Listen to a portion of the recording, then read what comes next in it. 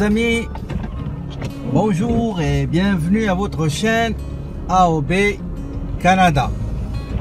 Aujourd'hui on va parler d'un sujet qui est souvent rencontré par n'importe quel candidat à la recherche d'un poste de technicien comptable ou bien d'un commis comptable ou bien de quelqu'un qui va faire le soutien administratif et comptable. Dans n'importe quelle annonce, à 90%, vous allez trouver parmi les conditions d'acceptation d'une candidature pour un poste de comptable ou commis comptable.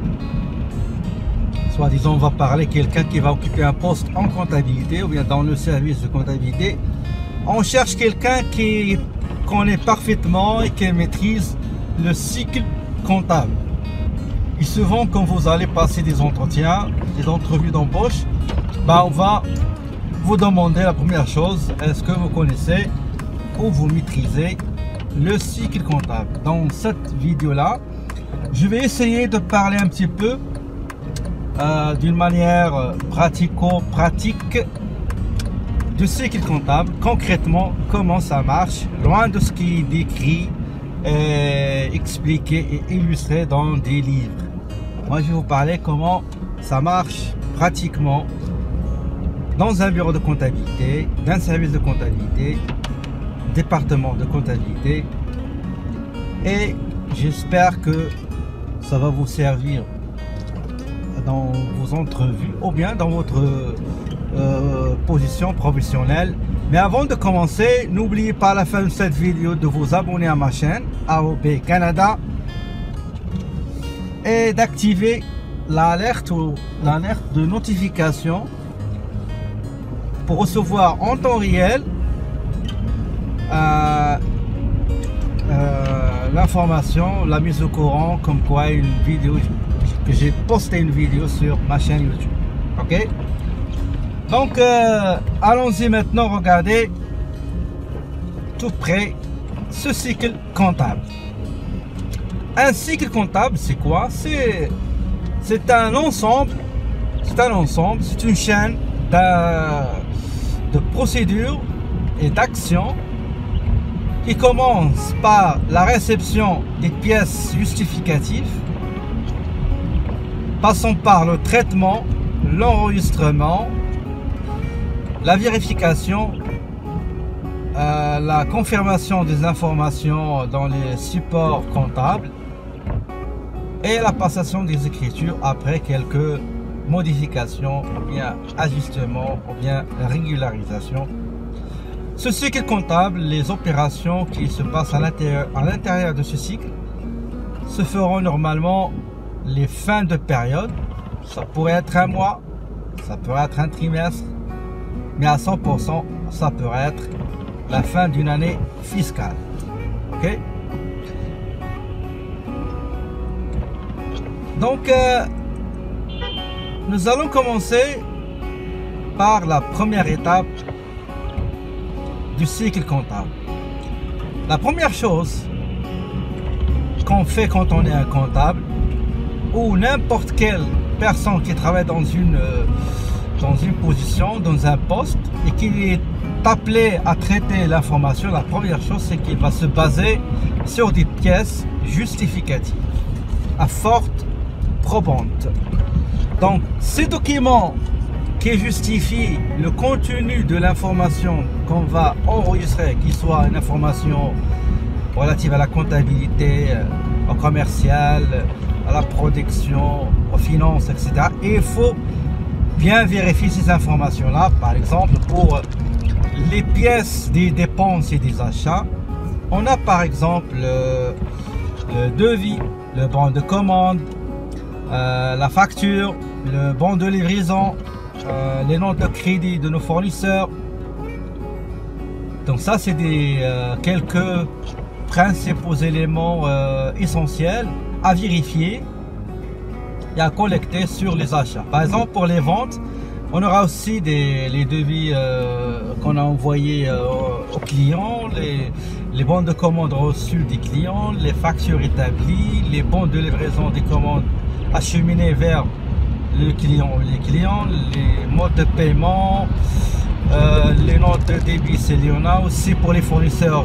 J'ai oublié de parler des notes de crédit. Pour ce qui est des informations relatives à la paie au personnel, dans tout ce qui est feuille de présence ou bien feuille de temps, les documents qui justifient une absence, congé, etc., etc. Donc ça c'est ce qu'on appelle la collecte et la vérification des supports justificatifs, des documents et des pièces justificatives. Une fois vérifié ces informations là, on va passer aux écritures comptables. Donc l'écriture comptable, ça va se faire à l'aide d'un, moi je parle de la comptabilité informatisée, c'est-à-dire on fait la comptabilité en utilisant un logiciel utilisé ici par exemple au Canada comme Sage 50, Akumba, Avantage, QuickBooks, MyObey, Xero, etc. Donc vous pouvez revenir à d'autres vidéos que j'ai postées sur ma chaîne YouTube pour avoir quelques informations sur comment utiliser la base, les éléments basiques de ces logiciels de comptabilité. Donc on va passer à l'étape suivante. La deuxième étape, c'est la saisie comptable, c'est-à-dire ce qu'on appelle la journalisation. La journalisation, c'est le fait d'enregistrer dans un journal en premier lieu ces documents ou bien ces informations financières et commerciales qui se trouvent sur des supports qu'on a déjà vérifiés, collectés, vérifiés. On va les saisir dans un journal. Donc une fois saisi dans un journal, automatiquement le logiciel il va les reporter ou bien les poster dans le grand livre. Avant l'apparition des logiciels, on faisait ça à la main, c'est qu'on va saisir à la main dans un journal général les opérations d'achat, de vente, les paiements, la paie, etc. Et après on va prendre un autre registre appelé jadis grand livre et on va essayer pour chaque compte inscrire l'historique des comptes en utilisant le mécanisme des comptes T. C'est-à-dire le journal c'est quoi? C'est le journal c'est un support dans lequel on enregistre les transactions commerciales et financières en premier lieu dès leur réception. Alors que le grand livre, c'est un support qui regroupe ou bien qui trace l'historique de toutes les opérations à un moment donné par compte. Si on prend par exemple la caisse, on va voir l'historique, tout l'historique, toutes les opérations et les transactions passées par ce compte-là. Ça, c'est le grand livre. Si on prend le compte, la banque, débit, crédit, donc toutes les opérations là qui sont inscrites au débit au crédit, ça va constituer le grand livre de la banque et autre chose pour mettre la même chose pour le fournisseur, client, etc. Donc une fois les opérations sont journalisées, c'est-à-dire saisies sur le journal, après ils seront reportés directement et automatiquement par le logiciel vers le grand livre. Après ça, on va essayer d'établir ou bien d'éditer ce qu'on appelle une balance de vérification. Une balance de vérification, c'est un document qui va regrouper ou bien qui va contenir tous les comptes avec leur numéro, les dates, avec leur numéro, pardon, la description, le détail des comptes au début de la période, les mouvements débit-crédit de la période, et à la fin on a les soldes débit crédit de la période. Et on va essayer de voir si c'est quelque chose qui cloche, est-ce que tout est ok. Donc s'il y a quelque chose à faire, à ce moment là on va essayer de rajuster, de corriger les erreurs constatées, les anomalies soulevées.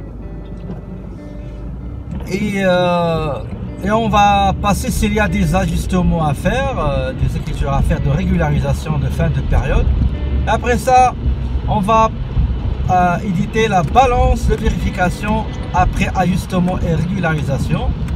Donc sur cette balance de vérification définitive après modification, correction, ajustement et régularisation, on va préparer les états financiers, le bilan, l'état de résultat, l'évolution du cash flow, etc.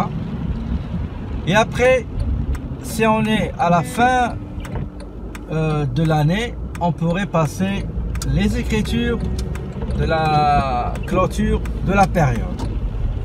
Donc ça, généralement, c'est ça le cycle comptable. Si jamais vous avez cette question dans une entrevue ou bien vous commencez à travailler dans le domaine de la comptabilité, vous voulez savoir c'est quoi le cycle comptable, c'est ce que je viens de vous décrire.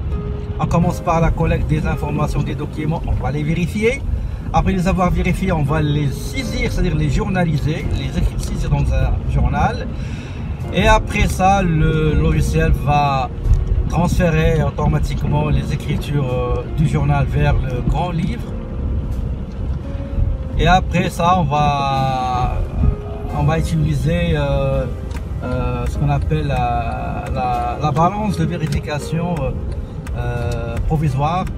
S'il y a aucune correction à faire, aucune action à apporter sur la balance de vérification, et bien à ce moment-là, on va passer à l'établissement des états financiers et aux passations des écritures de clôture. Si jamais il y a des anomalies à redresser, ben, il faut les faire.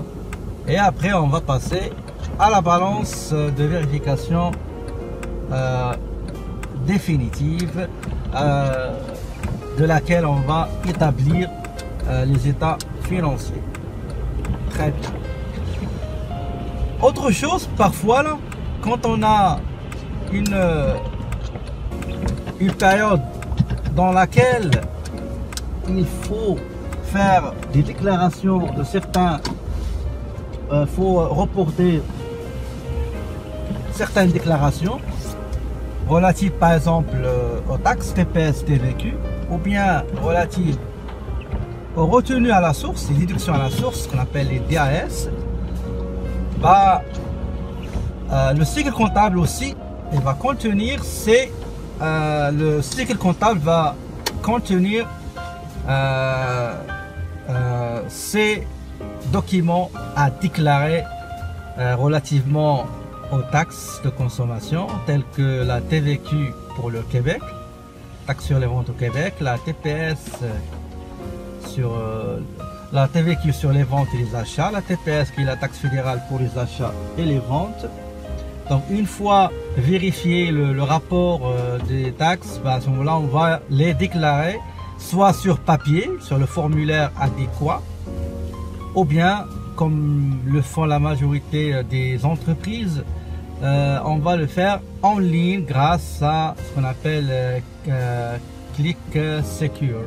Il y en a deux, il y a Click Secure Express et Click Secure Entreprise. Maintenant, pour ce qui est les retenues à la source, aussi c'est la même chose. Donc ça dépend de la fréquence de déclaration choisie par l'entreprise selon ce qui dicte la loi. À ce moment-là, on va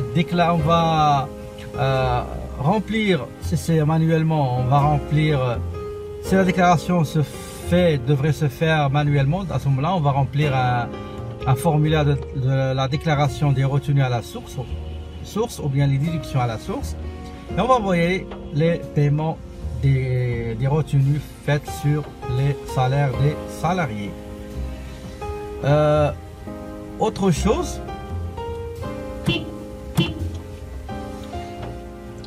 pour les paiements aussi, on va essayer de passer les écritures de ces déclarations de TPS TVQ à recevoir ou bien TPS TVQ à payer, et même chose pour la paie aussi. On va passer les écritures de paiement des retenues à la source. J'espère que cette vidéo vous sera utile. N'oubliez pas de vous abonner à ma chaîne et d'activer la cloche de notification pour recevoir en temps réel